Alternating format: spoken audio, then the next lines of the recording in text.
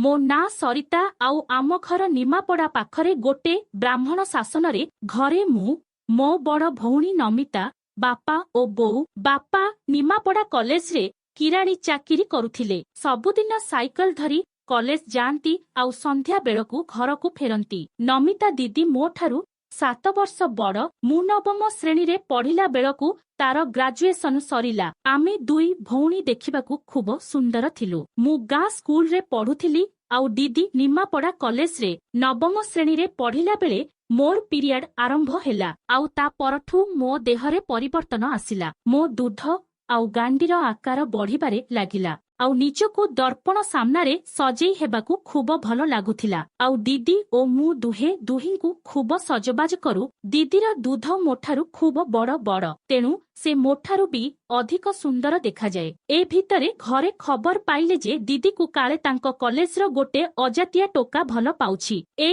कथा जना पड़िबा परे दीदीर कॉलेज बंद होईगला आउ ता पाई बर खोजा आरंभ ହେଲା। जेहेतु दीदी खूब सुंदर थिला अल्प दिन भितरे ता पाई बर मिलिगला। ता बरंक ना संतोष आउ से बैंक रे चाकिरी करुथिले। भुवनेश्वर रे तांकर पोस्टिंग होइथिला। देखिबाकू डेंगा आसुछि बोली मते लागिला। पाख दीदीर रूमरू शब्दटी आसुछि आउ आस्ते आस्ते कबाट पाखकू गली आउ फांक बाटे देखिली। ईस की दृश्य! दीदी खट उपरे हामुदेई होई सोइछि। ता नाइटी अंटा जाए उठिछि आउ ता गांडीटा उछुलिकी देखा जाउछि। भाईना ता पछपटे आंखेइछंती आउ निज लंबा ओ मोटा बांडरे दीदी को गेहुछंती आउ मझिरे मझिरे दीदीर गांडी को चापुड़ा मारुछंती। अभद्र भाषारे दीदी को सबुछंती आउ गेही चालिछंती। घोड़ा गेही, रांडी, साली, हरमजादी आदि कही दीदी को गेही चालिछंती। दीदी किछि न कही खाली उन्ह अम हेई कांदिला परि हेउछि। मु एसबु देखिला परे आउ संभाली पारिलिनी। सेतेबेलकू मो बियारे पानी जकेइलाणी। मु आस्ते आस्ते आसी खटरे सोईगली। मो सांग रूपा मते थरे कहिथिला जे जदि केबे इच्छा हेबो ताहेले सेंटी को घसिले खूब भल लागिबो। आजि काही सेंटी को घसिबाकू इच्छा हेला आउ मु नाइटी को टेकी देई पांटी साइड रे हाथ पुरेई सेंटी को घसिबारे लागिले। आउ किछि समय परे मो बिया पानी छाड़ीदेला किंतु निद हेलानी। पुणी थरे दीदी ओडिया भाईनांको देखिबाकू इच्छा हेला, तेणु पुणी थरे आसी देखिली कबाट फांकरू। सेतेबेले भाईना ओ दीदी काम सारी कुंढा कुंढी होई सोइछंती आउ चुमा दिया निया हेउछंती। किछि समय तांको देखिला परे मु पुणी थरे आसी सोई पड़िली खटरे। आउ थरे सेंटी को घसी पानी काढ़ीदेली। एथर निद आसीगला ओ सोई पड़िली। सकाळू सबु किछि नॉर्मल। एमिति 2 दिन बीतीगला। रातिरे सबुदिन मु दीदी आउ भाईनांक गिहा केही देखी भाईनांक बांडकू मने पकेई घसा घसी करी सोई जाए। सेदिन सकाळे दीदी गाधेइबाकू जाइछि आउ दीदीर गोटे अभ्यास जे भल की घसी माजी होई गाधेइब।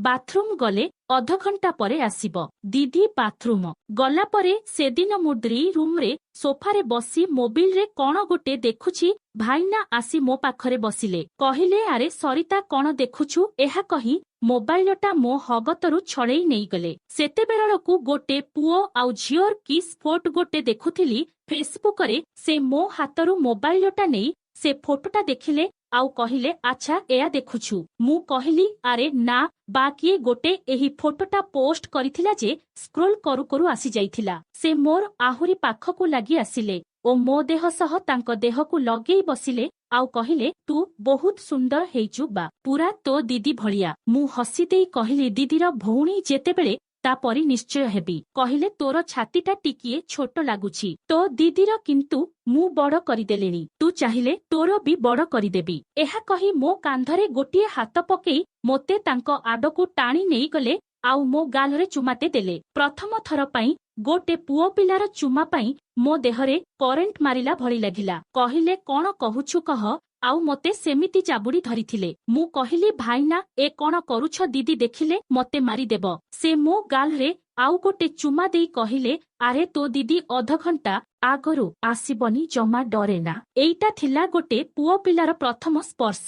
तांको टाणुआ हातर स्पर्श मो कोଳ देहरे सिहरण खेळेई देउथिला। मु तांको ठारू अलगा हेबाकू चाहुथिले भी अलगा होई पारु नथिली। से भी मझिरे मझिरे मो गाल को चुमुथिले। तांको चुंबन पाई मो देहरे कण कण हेई जाउथिला। एमिति किछि समय धरी तांको हाथ मो दूधरे रखिले आउ धीरे धीरे चिपिले। मु सेतेबेले गोटे नाइटी भितरे ब्रा पिंधि नथिली। दूध चिपु चिपु से आंगुठी अगरे दूध भुंडी को धीरे धीरे मंथिले। ओहु मो देहरे कण नाई कण होई जाउथिला। दीदीर आसीबा समय हेबारु से मो गाल रे गोटे जोरदार चुमा देई उठी चलीगले। दीदी गाधेई सारी आसीबा परे मु गली गाधेइबाकू नाइटी को खोलीदेली आउ तापरे पांटी भी काढ़ी पूरा नंगला होईगली। बाथरूम आईना सामना को जाई निजकू निजे देखिली मो दूधर भुंडी पूरा टाण हेई जाईछि। हाथ नहीं बियारे रखिली। बियाटा सेते बेलकू पूरा ओदा आउ संभाली न पारी सेंटी को घसीबारे लागिली। किछि समय परे ओह की आराम। सेदिन दीदी रोसेई कला बेले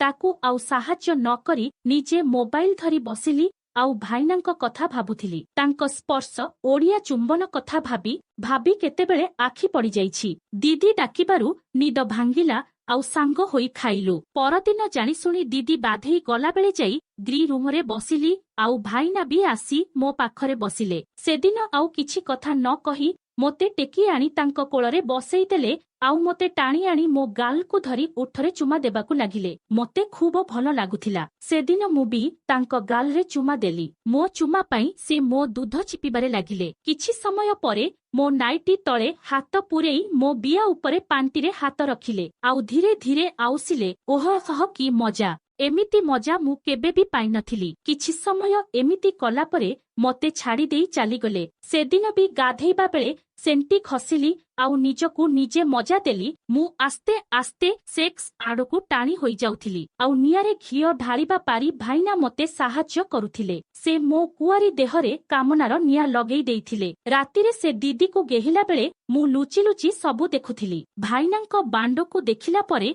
मो मन आउ संभाली हेउ नथिला। ता परदिन रविवार थिला आउ रातिरु दीदीर पीरियड आरंभ होई जाइथिला। सेदिन खाइसारिबा परे भाईना कहिले चल गोटे सिनेमा जिबा। पीरियड पाई दीदीर मुंड बिंधुथिला तेणु से जिबा पाई मना करिदेला। कहिला तुमे दुई जण जाओ। मु ऊपर मनरे ना ना कहिली किंतु दीदी मते जबरदस्ती भाईनांक सह सिनेमा पठेइला। मु गोटे पिंक कलर सलवार कमीज पिंधि भाईनांक सह बाहरिली। भाईना सिनेमा हल जाई दुईटी टिकट किनी आनिले। मोते पचारिले सिनेमा जिबा ना आउ कुआडे बुली जिबा। मु कहिली तुम इच्छा चाल कुआडे बुली जिबा ओ से भी सेया चाहुथिले। कहिले चाल मो सांग घर को बुली जिबा। मु कहिली हूँ चाल। आमे दुहे तांक सांग घर को गलु। से दिन रविवार बोली तांक सांग तांक गाकू जाइथिले आउ घरर चाबी भाईनांकू देइथिले। एकथा मु जानि नथिली। आमे तांक सांग घर को गला बेलकू घरे ताला पड़िछि किंतु भाईना पकेटरू चाबी काढ़ी ताला खोलिले आउ आमे भितरकू गलु। देख टिकिलीर गरम देह पूरा गिहागेही हेबाकू रेडी भितरकू आसिबा परे भाईना कबाट भितरु बंद करिदेई मो पाखकू आसिले आउ पछपटू मोते कुंढेई धरिले। पछपटू मो गाल रे चुमा देले ओ मो दूधकू चिपिबारे लागिले। कहिले सरिता आजि तू खूब सुंदर लागुछु। मु कहिली कण दीदीठू भी अधिक। से मो दूध चिपु चिपु कहिले तुमे दुहे जाक सुंदर। मोते तांक आडकू बुलेई देई मो उठरे चुमा देले। मु भी तांक उठरे चुमा देबारे लागिली। से मो पाटी भितरे जीभ पुरेई मो जीभकू चुसिले। मु तांक प्रत्येक कामकू खूब उपभोग करुथिली। लुहा चुंबक आडकू आकर्षित हेला भली मु तांक आडकू मु आकर्षित हेई जाउथिली। मो हाथकू उपरकू उठेई से मो कामिज बाहर करिदेले आउ निजर टी सार्ट भी बाहर करिदेले। मोते हातरे उठेई बेडरूम को नेई आसिले आउ आनिला बेले मो उठकू चुमुथिले। मु मो हाथकू तांक कांधरे छंदी देइथिली। मोते आनी खट सुआई देले आउ को सलवार को टाणी बाहर करिदेले। मु लाजरे मो आखि हातरे बंद करिदेली। से भी निजर पेंट खोलीदेले। से खाली चढ़ीरे थिले आउ मु ब्रा ओ पेंटीरे मो ऊपर कुआसी मो देह सारा चुमारे पोती देले। मते एसबु खूब भल लागुथिला। मो ब्रा को खोली बाहर करिदेले आउ मो मुकुला दूध चिपिबारे लागिले। देख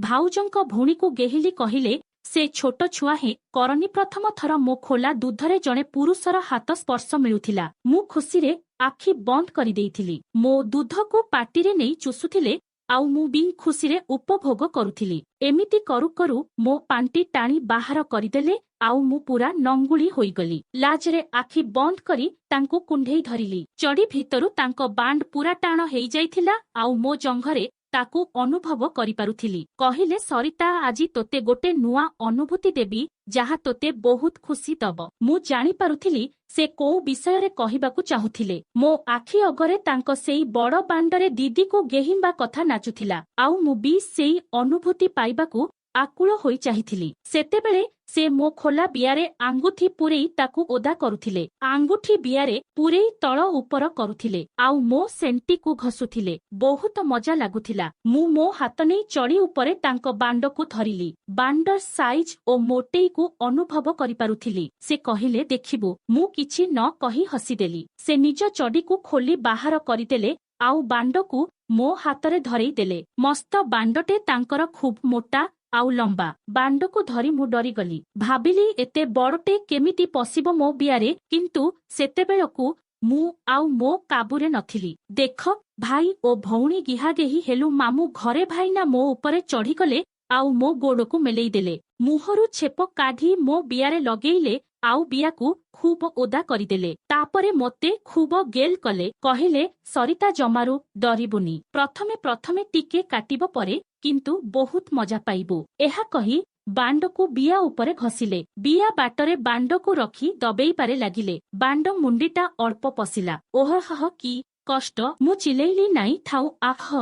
ସେ କିନ୍ତୁ ଆଉ ଛାଡ଼ିବା ଅବସ୍ଥାରେ ନଥିଲେ। ଜୋର କରି ବାଣ୍ଡକୁ ବିଆରେ ପୁରାଉଥିଲେ। ମୁଁ କଷ୍ଟରେ ଓହରହ ଆହ ହେଉଥିଲି। ସେ ମୋ ହାତକୁ ଖଟରେ ଚାପି ଧରିଥିଲେ ଆଉ ମୋ ଜଙ୍ଘକୁ ତାଙ୍କ ଜଙ୍ଘରେ ଚାପି ଧରିଥିଲେ। ମୋତେ ଆଉ ହଲଚଲ ହେବାକୁ ଦେଉନଥିଲେ। ତାଙ୍କ ମଜବୁତ ଦେହକୁ ହଟେଇବା ବଳ ମୋ ପାଖରେ ନଥିଲା। ବାଣ୍ଡକୁ ଆସ୍ତେ ଆସ୍ତେ ପୁରାଉଥିଲେ ମୋ ବିଆରେ। ମୁଁ କଷ୍ଟରେ ଚିଲୁଥିଲି। ସେ ମୋ ମୁହଁକୁ ତାଙ୍କ ମୁହଁରେ ବନ୍ଦ କରିଦେଇଥିଲେ। କଷ୍ଟରେ ମୋ ଆଖିରୁ ଲୁହ ବାହାରୁଥିଲା। କିନ୍ତୁ ସେ ସବୁକୁ ନ ଦେଖି ସେ ନିଜ କାମରେ ଲାଗିଯାଇଥିଲେ ଆଉ ମୋତେ ଗେହିମ୍ବା ଆରମ୍ଭ କରିଦେଲେ। ପ୍ରଥମେ ବହୁତ କାଟିଲା କିନ୍ତୁ କିଛି ସମୟ ପରେ କଷ୍ଟ ସହ ମଜା ବି ଆସିଲା। ସେ ମୋତେ ଗେହୁଥିଲେ ଆଉ ଗେଲ ବି କରୁଥିଲେ। ମୋ ଦୁଧକୁ ଚୁଷୁଥିଲେ। କିଛି ସମୟ ପରେ ମୋତେ ଖୁବ୍ ଭଲ ଲାଗିଲା ଆଉ ସେ ଜୋରରେ ଗେହୁଥିଲେ। କିଛି ସମୟ ଜୋରରେ ଗେହିଲା ପରେ ମୋ ବିଆ ପାଣି ଛାଡ଼ିଦେଲା ଆଉ ମୋତେ ଖୁବ୍ ଭଲ ଲାଗିଲା। ମୁଁ ଭାଇନାଙ୍କୁ ଭିଡ଼ି ଧରିଲି। ସେ କିନ୍ତୁ ଗେହି ଚାଲିଥିଲେ। ମୁଁ ପୁଣି ଥରେ ପାଣି ଛାଡ଼ିଦେଲି ଆଉ ସେ ଏଥର ବାଣ୍ଡକୁ ବିଆରୁ ବାହାର କରି ମୋ ଦୁଧ ଉପରେ ହଲେଇ ବାଣ୍ଡରୁ ସବୁ ପାଣି ବାହାର କରିଦେଲେ। ପରେ ଗାଧୁଆ ଘରକୁ ଯାଇ ଆମେ ଧୁଆଧୋଇ ହୋଇ ଡ୍ରେସ୍ ପିନ୍ଧି ବାହାରିଲୁ। ବିଆକୁ ଧୋଇଲା ବେଳେ ଦେଖିଲି ସେଠାରୁ ରକ୍ତ ବାହାରୁଛି। ଆସି ସେ କଥା ଭଗିନାଙ୍କୁ କହିଲି। ସେ ହସିଦେଇ କହିଲେ ଆରେ ପାଗଳି, ପ୍ରଥମ ଥର ସମସ୍ତଙ୍କ ବାହାରେ ତୋ ଦିଦିର ବି ବାହାରିଥିଲା। ବାଟରେ ଗୋଟେ ହୋଟେଲ ନେଇ ମୋତେ ଦୋସା ଖୁଆଇଲେ। ସିନେମା ସାରିବା ସମୟ ବେଳକୁ ଆମେ SD ଘରେ ପହଞ୍ଚିଗଲୁ। ଏହା ଥିଲା ମୋ ପ୍ରଥମ ଅନୁଭୂତି। ପରବର୍ତ୍ତୀ ଭାଗରେ ପରର କଥା ସବୁ ଲେଖି ଜଣାଇବି। ଭିଣେଇ ମୋ ବିଆର ସିଲ୍ ଖୋଲିଲେ, ବିଆରେ ଆଙ୍ଗୁଠି ପଶେଇଲେ। ମୁଁ ଦିନେ ମୋ ଭଉଣୀ ସହ ସେକ୍ସ କରିଲା ବେଳେ ମୋ ବୋଉ ଦେଖିଦେଲା। ହେଲେ ସେତେବେଳେ ମୋତେ ପାଟି କରିଲା। ପରେ ନିଜେ ମୋତେ ଗେହିବାକୁ କହିଲା। ଆଉ ମୁଁ ଏବେ ମୋ ବୋଉ ଆଉ ଭଉଣୀ ଦି ଜଣଙ୍କୁ ବହୁତ ଏବେ ଗେହୁଛି। ଯଦି କିଏ ମୋ ବୋଉ କି ଭଉଣୀଙ୍କୁ ଗେହିବାକୁ ଚାହୁଁଛନ୍ତି ମୋତେ କଣ୍ଟାକ୍ଟ କରନ୍ତୁ।